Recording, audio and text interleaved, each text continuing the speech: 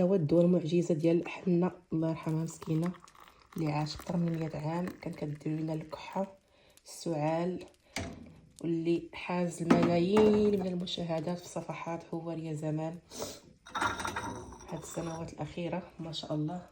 خليكم مع الفيديو حتى الاخر باش نوريكم، نعاود نشارك معكم الطريقه من جديد. مرحبا بكم. وين هذه وانا مريضه تفكرت الوصفه اللي كانت طلعت ترند وباقي مازال طالعه، يعني طالعه ملايين المشاهدات، الوصفه ديال حنة الله يرحمها. باش نبرا ان شاء الله عندنا الحليب ديال البقر، جابت لي حنة مسكينه الله يطولنا في عمرها. غنصفيه مع بحره كيحال بينهم البقره.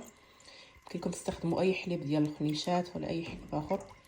غندير شويه كميه باش نشرب منه دابا ونشرب منه في الليل قبل ما ننعس. صافي هنايا عندي ازوكني وعندي شويه ديال اللوز مهرمش، سواء كان محمر سواء كان عادي خضر. ازوكني هو الزعتر، حنا هو راه في سوس كنقولوا ليه ازوكني. كنلوحوهم عليه كلشي على المعلقه تاع السبوله. شكون فيكم باقي عنده هاد الماركه هادي؟ نحركو شوفوا جاي فايض ونقصوا العافيه وخلوه يطبخ واحد 5 دقائق ولا 4 دقائق.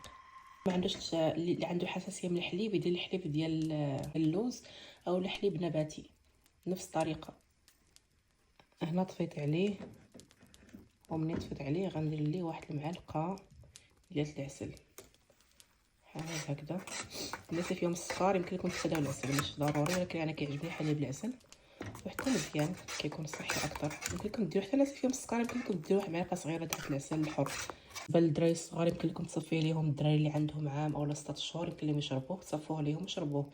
اللي فايت 5 سنين الفوق يمكن له يشربوه هكذا قبل ما تصفيه ليه باش يكون هكذاك صحي اكثر.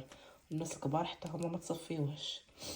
وصافي دابا انا غنديه غنغطى بواحد المنطقه ونعس. اهم حاجه تشربوه ونعسوا، ما تشربوش تخرجوا للبرد باش تشوفوا النتيجه.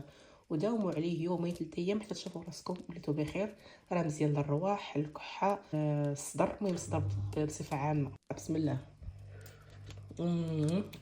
من هذا الشيء كامل بنين، صحه وراحه.